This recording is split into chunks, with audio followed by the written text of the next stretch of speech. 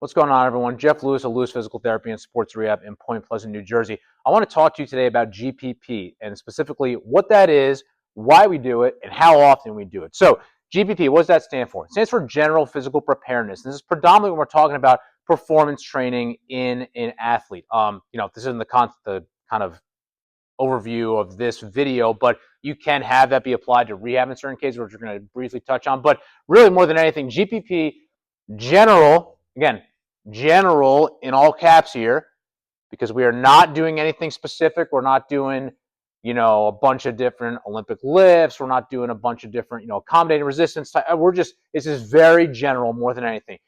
General fitness and movement qualities. Now, with movement qualities, a lot of that will depend also on what the sport is. If you're a baseball player or a field-based athlete where you have a lot of different change of direction, lateral rotational movements, there's probably going to be a little bit more of a heavier emphasis on that and here, versus if you are just more of a linear athlete, you might not have as much of that multiplanar movement in there. But again, the other side of it is just fitness. This, more than anything, is what we're looking at of just overall building an athletic foundation. Okay? So what I mean by that is we are literally setting the foundation for all athletic qualities and tasks to be performed on after this point, moving forward more than anything. Okay? We'll talk a little bit about what comes after GPP typically and why we do this. But this whole phase, more than anything, is about building an athletic foundation, developing athletic movement qualities, and building just good work capacity. Okay? So now we go to the next part here. When do we use these? I like to look at these as transition periods. So, it's May right now. We're not far off from the end of the high school baseball season, and a lot of guys jump right into the summer season. Now, for guys that I'm programming for, what I will have them do is we will take at least one, preferably 2 weeks, of just GPP more than anything. And the reason that we like to do that is we take them away from moving a lot of heavier weights in season, and we just focus on just doing a lot of very general movements more than anything as a way to kind of get their body to just kind of rest, reset. If they've had any injuries that they've accumulated, so they've been grinding throughout the course of the season, it gives us a little bit more of a time. Again, injury here. It gives us a little bit of a brief window to say, all right, we're going to take these 2 weeks of really just tackling this stuff that we've been dealing with and grinding through the season to get us in a good spot to perform for the summer season. Okay, so that's what we look at from a transition period, that standpoint. So we have these brief periods in between the competitive parts of the season that we're looking to just kind of, reset, recover, and restore and get ready for the upcoming, the other part of the competitive season we're getting into. Again, in my case, for high school baseball players, that's going from the spring season into the summer season. Injury. So injury, depending on the extent of how long you've been injured, injuries give you a good amount of time to kind of reset on your general physical quality. So a perfect example is I'm dealing with a pitcher that has if I'm dealing with a pitcher that has an arm injury, which we see a lot of, we're going to say, all right, we're going to take this time to go ahead and just work on developing very basic qualities from a lower body, core, unaffected arm side as well. Now, when they do get back to doing their affected arm work in their lift, we are going to have to kind of take that same focus. So their other part of their body might be in a different phase, but we're still building up the general qualities of their injured arm from that standpoint. So injury is a good time to reset. So again, a perfect example of this is, say I have a guy that has an injury. He's shut down for 6 weeks from no throwing. We are going to take the first, 2 weeks of just kind of this very GPP specific type phase, and then we'll say those next 3 to 4 weeks are much more like accumulation type stuff to kind of prepare for throwing. So that's kind of how we look at injury. And then the other side of this here is suboptimal or inconsistent training. So when there's some type of detraining effect, so let's just say someone has a lot of stuff going on in their life.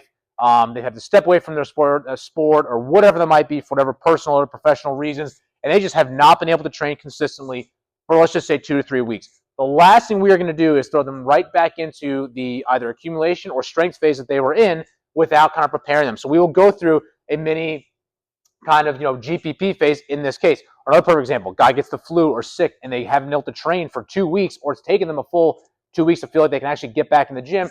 That's where we're going to kind of take this kind of little bit of approach. So a lot of it will depend on how long a lot of it's going to be very dependent in terms of determining how long that GPP phase is going to be. If I'm working with a younger athlete that has no training age, honestly, their pretty much whole entire training for a couple months is going to be very GPP based.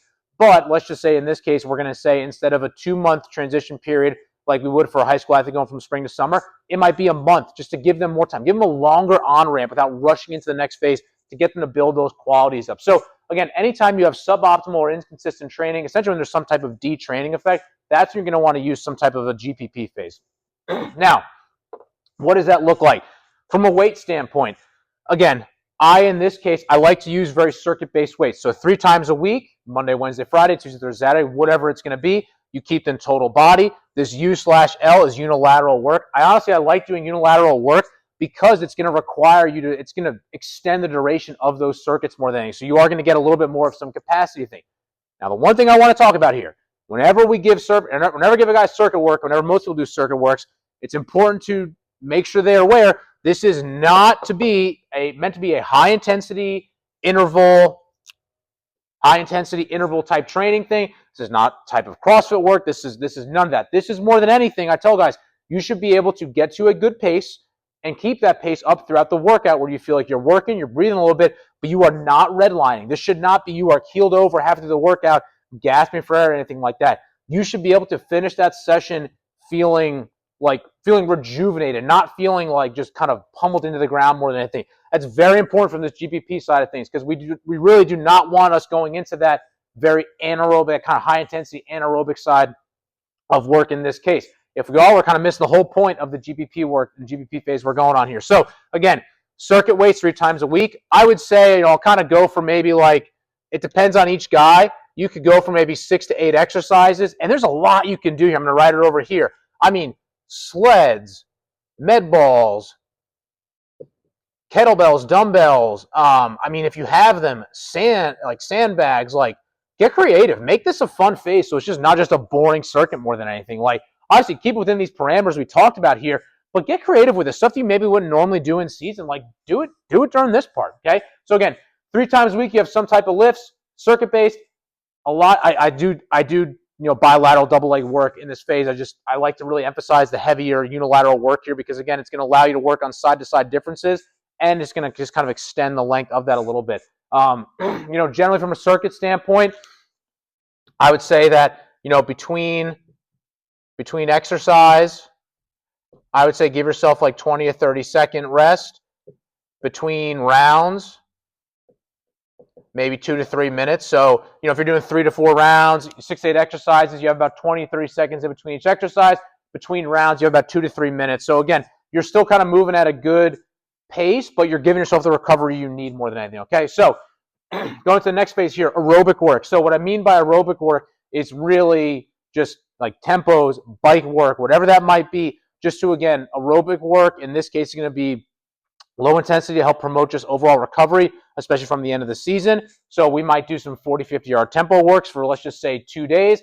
And if we want to get that 3rd day in, I'm going to say, hey, you know what? Hop on the bike. We're going to go for, we'll just say either just a 15, 20-minute steady state cycling, a 60 on, 60 off, still at a low intensity, nothing crazy.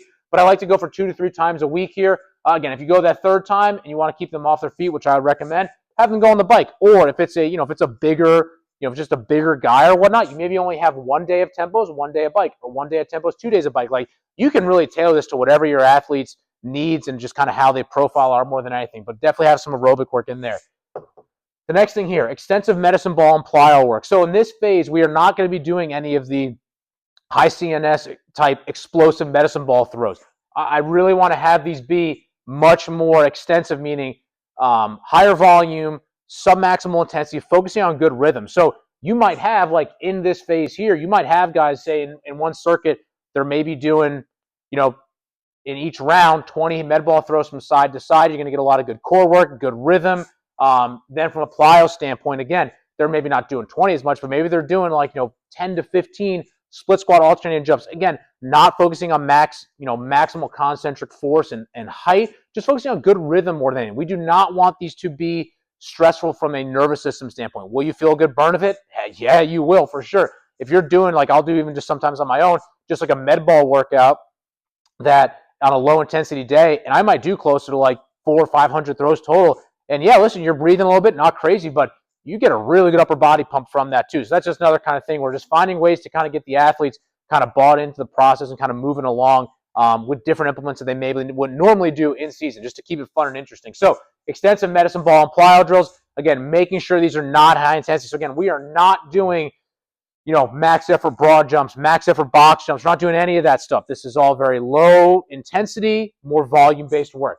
And then from a speed standpoint here, again, we're going to pull back from the top end speed work. In season, we want to make sure they're doing at least 1, preferably 2 days of some type of high speed exposure. And that's more along the lines of like a hamstring and soft tissue injury risk, which we're not going to get into today. But once we get to this point, we're going to pull back on that a little bit. Again, I would say the acceleration, the short yardage acceleration, so it might literally only be, when I mean short yardage, it might be only 5 to 10 yards, and that's it.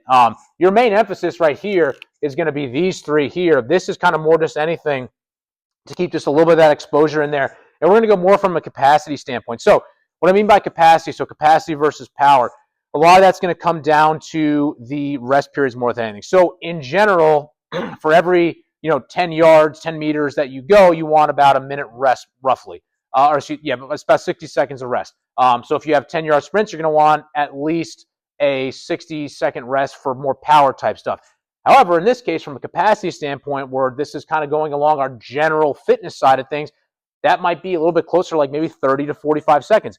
Again, that will also as well, by you kind of bringing that rest period down, you naturally are not going to be able to get as high intensity of a speed exposure during that time. Now, you want to make sure the volume doesn't get crazy out of hand. That's just another way to control that, that nervous system output more than anything. So again, these are just a lot of, it's not all encompassing, but it covers a good amount of the stuff that I like to take into account when we're looking at GPP more than anything. Another really good thing, we'll kind of put this in here. Again, I know we're building a lot off the weight section here, but one thing here that we want to talk about here is body weight. Don't underestimate the value doing a lot of body weight stuff. I mean, heck, you could take the beginning of each workout, you tell an athlete, hey, you got 50 push-ups, 20 pull-ups. I don't care how you're going to go. I don't care how you're going to go about breaking it up, but make sure you do them all before you get into your workout, or just do it as part of here more than anything. It's going to be just a great way to get a lot more of just that body awareness, especially in our younger guys more than anything. And again, I know I touched on it before, but another important thing I want to talk about, which I'm going to go down here for the youth, is that we talk about this is going to be, let me back up real quick, we'll come back to the youth though, but the next phase after GPP, we will do this before we move into more of an accumulation phase. So the accumulation phase is where we are now going to reintroduce a lot more of the barbell stuff. So again, you see, I don't really have barbell stuff on here. I don't think there's a whole lot of barbell work in this GPP phase unless you are a barbell athlete. That's a totally different conversation. But for our field-based sport athletes, that's not the case here. But we then move into an accumulation phase, which I'm going to do a video on another time, but that's a lot more of your volume-based work. So, it's that a typical kind of setup would be you, in an accumulation phase workout, you have some type of sprint, you have your plyos, some explosive med ball throws, a main lift, whether it's a trap bar, deadlift, barbell, whatever that is, and then you have some accessory work after that. But that's at a lot higher intensity, that's 70 to 85% or so rep range. And you just have a lot more volume overall. It's a lot higher intensity relative to the GPP phase more than anything. So that's kind of more the athletic population. Now, going back to what we talked about the youth here, the reason I want to talk about this is because for our youth athletes, they might not move right into, they're probably not going to move into right into an accumulation phase after GPP. They might stay in this kind of world for a good amount of time, very circuit-based, getting a lot of good rhythm development from med balls, plyos. There's a lot that they can do from that standpoint. I mean, there's some cases for guys where they might be just doing circuits for months on end, which is fine. We don't need to rush getting guys under a barbell. Again, I'm as much a fan of heavy lifting as possible. However, we also need to be mindful of all the other stresses going on. A lot of these kids are playing a lot year-round and whatnot, and we want to make sure we're not doing stuff that interferes with that from a just kind of health standpoint, like a physical health standpoint, musculoskeletal and whatnot. Make sure we're putting them in the position to succeed. So again, for younger youth athletes, it might look all like this, and there's so many variations that you could do. You could literally create like 4 to 5 months of just different variations of these circuit type workouts and different drills and so on and so forth. There's a lot that you can do. So again, especially with the youth, they don't have to rush into accumulation phase, but for our other athletic population, our kind of older upperclassmen and so on and so forth, collegiate and whatnot, yeah, after they do a GPP phase, they're going to move into more of an accumulation phase and then more of a strength phase after that.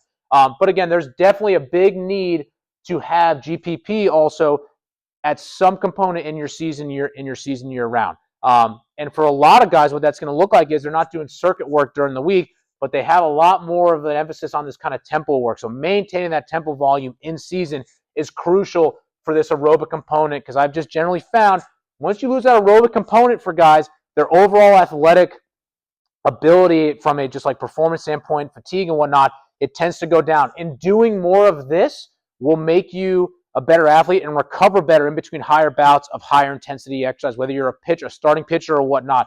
You want to be able to go 4, 5, 6, 7 innings or whatnot. Your aerobic work is going to be a big factor in that. If you don't have good aerobic capacity and you don't lay a good foundation like so, you will, guys do get to a point where they struggle from that standpoint. So again, these are all things we consider from a GPP standpoint. If you have any questions on how this relates to your training or what that might look like or whatnot, drop a comment or a question below in the comment section, and subscribe to our channel for more content like this.